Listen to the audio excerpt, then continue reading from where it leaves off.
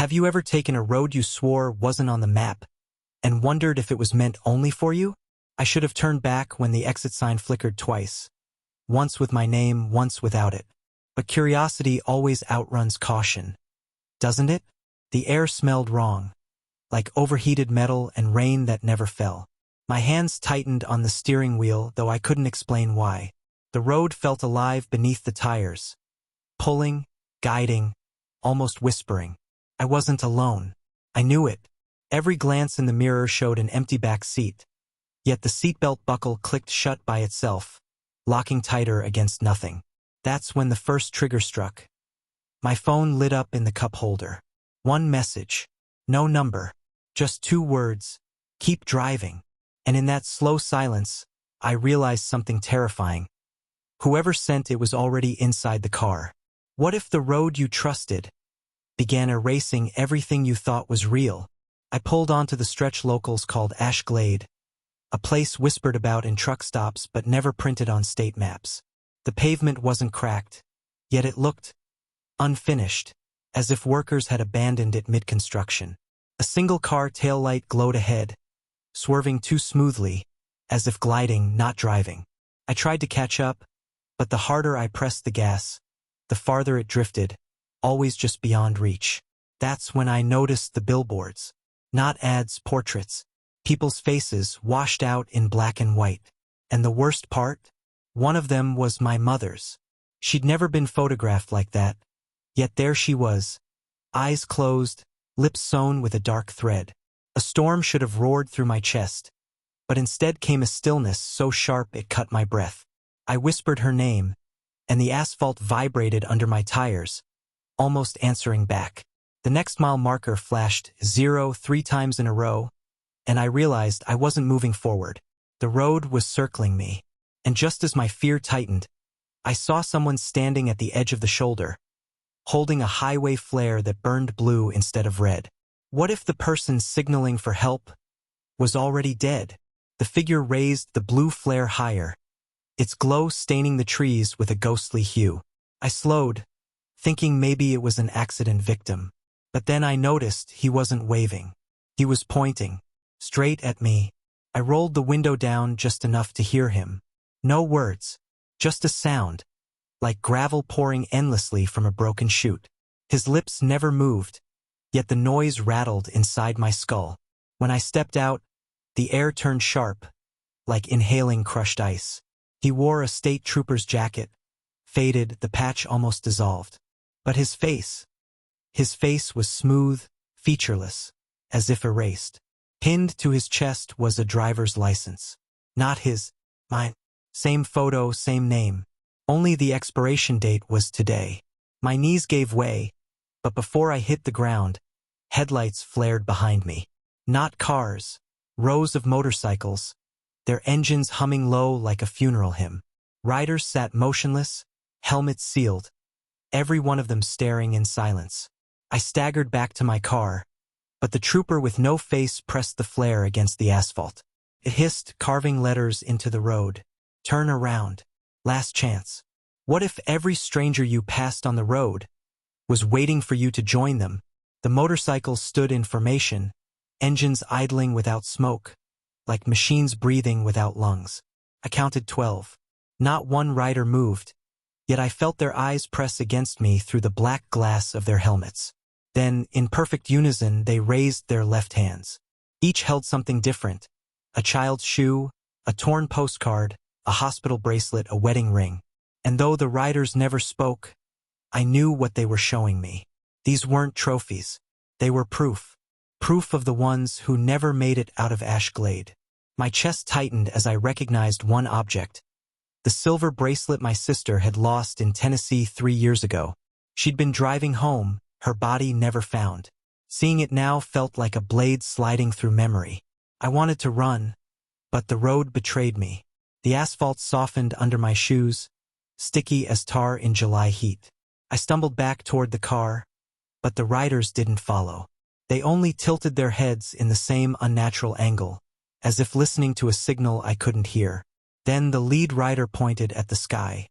Above the treeline, a highway sign flickered into view. It didn't mark distance or direction. It spelled out a single word, pulsing in red light. What if the road could reach into your past and steal what you thought was safe at home? When the riders vanished without a sound, I thought the nightmare had cracked open and released me. But then I saw it, lying dead center on the pavement. A photograph, old creased, edges curling. My childhood home in Kentucky, porch light burning. Only one thing was wrong. Standing in the doorway was a man I had never seen before. His hand raised in greeting as if he belonged there. My pulse hammered. That photo didn't exist. Couldn't. Yet it was mine, the handwriting on the back proved it. My mother's scrawl, my name underlined. I picked it up, and the air around me shifted. A whistle carried across the trees. Not wind, but deliberate. Someone was calling cattle, long and low, the way farmers used to at dusk. From the tree line stepped an elderly woman in a faded gingham dress, her palms black with soot.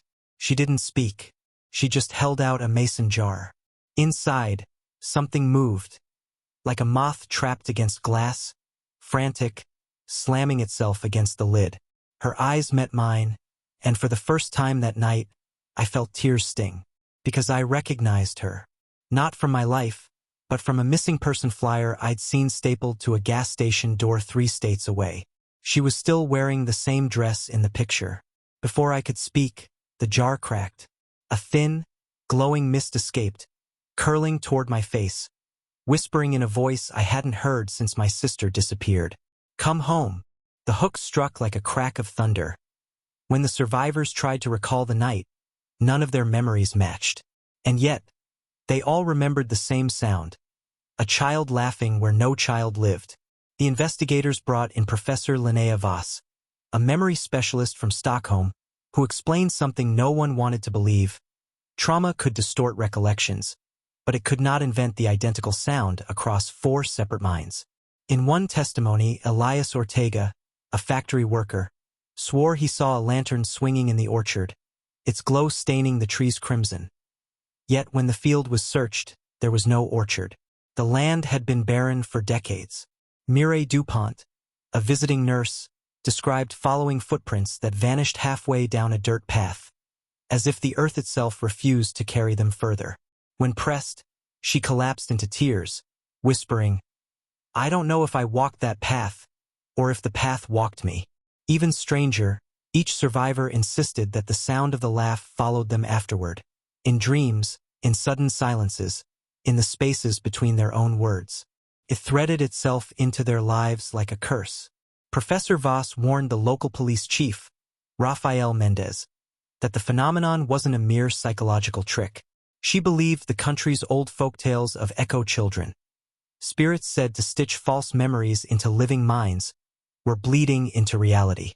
The police dismissed it as superstition, until Mendez himself awoke one night to find his daughter standing in the doorway, smiling, but in the morning, she had no memory of leaving her bed.